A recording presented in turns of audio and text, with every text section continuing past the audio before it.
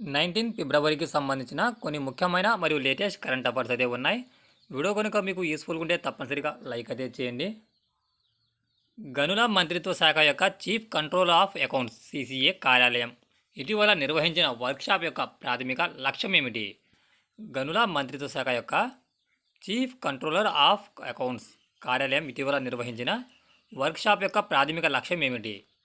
Answer: providing information on the functionality and benefits of the e bill system. గనుల మంత్రిత్వ శాఖలో chief control of accounts (CCA) కార్యాలయం ఇటీవల అధ్యక్షతన వర్క్షాప్ నిర్వహించింది. ఈ వర్క్షాప్ ఈ-బిల్ సిస్టమ్ యొక్క కార్యాచరణ మరియు ప్రయోజనాలపై అంతర్దృష్టులను అందించింది. ఇది బిల్లింగ్ ప్రక్రియలను క్రమబద్ధీకరించడానికి, పారదర్శకతను మెరుగుపరచడానికి మరియు సామర్థ్యాన్ని మెరుగుపరచడానికి రూపొందించబడిన ఒక డిజిటల్ ప్లాట్ఫామ్. భారతదేశ 26వ ప్రధాన ఎన్నికల కమిషనర్గా ఎవరు బాధ్యతలు స్వీకరించారు? ఆన్సర్: గణేష్ కుమార్. ఫిబ్రవరి 18న పదవి విరమణ చేసిన రాజీవ్ కుమార్ తర్వాత జ్ఞానేష్ కుమార్ భారతదేశానికి 26వ ప్రధాన ఎన్నికల కమిషనర్గా నియమితులయ్యారు. ఆయన నియామకాన్ని ప్రధానమంత్రి నరేంద్ర మోదీ అధ్యక్షతన 3 సభ్యుల ఎంపిక కమిటీ సిఫార్సు చేసింది.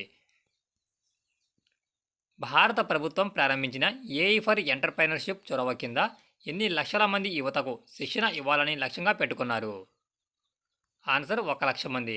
భారత ప్రభుత్వం ఇంటెల్ ఇండియా సహకారంతో 2025 నాటికి 1 లక్ష మంది యువతకు కృత్రిమ మేధస్సు ఏఐ మరియు వ్యవస్థాపక నైపుణ్యాలలో శిక్షణ ఇవ్వాలనే లక్ష్యంతో ఏఐ ఫర్ ఎంటర్‌ప్రెన్యూర్‌షిప్ చొరవను ప్రారంభించింది. ఈ చొరవ దేశవ్యాప్తంగా యువ పారిశ్రామికవేత్తలలో నైపుణ్యం, అభివృద్ధి మరియు ఆవిష్కరణలను ప్రోత్సహించే విస్తృత వ్యూహంలో భాగం. తమిళ కవి మరియు తత్వవేత్త తిరువళ్ళువర్ విగ్రహాన్ని ఇటీవల ఏ దేశంలో ఆవిష్కరించారు? Answer: Philippines. ఫిబ్రవరి 17, 2025న ఫిలిప్పీన్స్లోని సిబులోని గుల్లాస్ కాలేజ్ ఆఫ్ మెడిసిన్లో తమిళ కవి మరియు తత్వవేత్త తిరువళ్ళువర్ విగ్రహాన్ని భారత రాయబారి హర్షకుమార్ జైన్ ఆవిష్కరించారు. భారతదేశం మరియు ఫిలిప్పీన్స్ మధ్య 75 సంవత్సరాల దౌత్య సంబంధాలను పురస్కరించుకొని వేడుకల్లో భాగంగా ఈ కార్యక్రమం జరిగింది.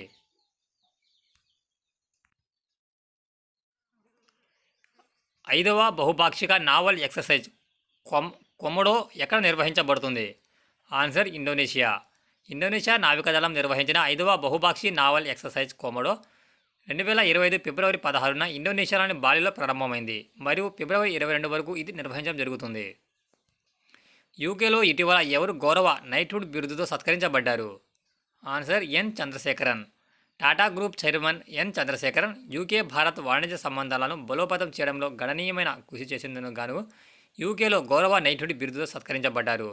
Most excellent order of the British empire కింద ఫిబ్రవరి 14, 2025న యూకే ప్రభుత్వం ఈ గుర్తింపును ప్రకటించింది. 2 రోజుల భారత పర్యటనకు వచ్చిన ఖతార్ రాజు ఎవరు? ఆన్సర్: షేక్ తమీమ్. 2 రోజుల భారత పర్యటన నిమిత్తం వచ్చిన ఖతార్ రాజు షేక్ తమీమ్తో మంగళవారం మోదీ సమావేశమయ్యారు. ద్వంద్వ పన్నుల నుంచి మినహాయింపు, పన్ను ఏకోవేత వంటి అంశాలపై ఈ సందర్భంగా ఇరు దేశాల మధ్య ఒప్పందం కుదిరింది. జిఐఎఫ్టి సిటీలో బ్రాంచ్ని స్థాపించడానికి ఏ బ్యాంక్ ఆర్బీఐ అనుమతిని పొందింది? Answer: bank of Maharashtra. Reserve bank of India RBI Gujarat international finance tech city జిఐఎఫ్టీలు గుజరాత్లో ఒక శాఖను స్థాపించడానికి బ్యాంక్ ఆఫ్ మహారాష్ట్రని ఆమోదించింది. భారతదేశం యొక్క డీప్ ఓషన్ మిషన్ కింద అభివృద్ధి చేసిన సబ్మెర్మిసిబుల్ ఇటీవల ఏ పరీక్షలో ఉత్తీర్ణత సాధించింది? ఆన్సర్: మత్స్య 600. National institute of ocean technology ద్వారా భారతదేశపు లోతైన మహాసముద్ర మిషన్ కింద అభివృద్ధి చేయబడిన మత్స్య 600 సబ్మెర్సిబుల్ కట్టుపల్లి పోర్టులో దాని పరీక్షలను విజయవంతంగా ఆమోదించింది. ఈ సబ్మెర్సిబుల్ భారతదేశం యొక్క సముద్రయాన్ ప్రాజెక్టులో ముఖ్యమైన భాగం.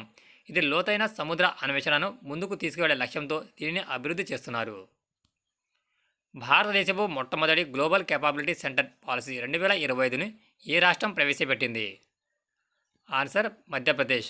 ఇండోర్, భోపాల్ మరియు జబల్పూర్ వంటి టైర్ 2 నగరాలను గ్లోబల్ బిజినెస్ హబ్లుగా మార్చే లక్ష్యంతో మధ్యప్రదేశ్ భారతదేశం యొక్క మొదటి గ్లోబల్ కేపబిలిటీ సెంటర్ పాలసీ 2025ను ప్రవేశపెట్టింది. అనుకూలమైన వ్యాపార వాతావరణం, మౌలిక సదుపాయాలు మరియు ఆర్థిక ప్రోత్సాహాలను అందించడం ద్వారా బహుళజాతీయ సంస్థలను ఆకర్షించడం దీని యొక్క విధాన లక్ష్యం.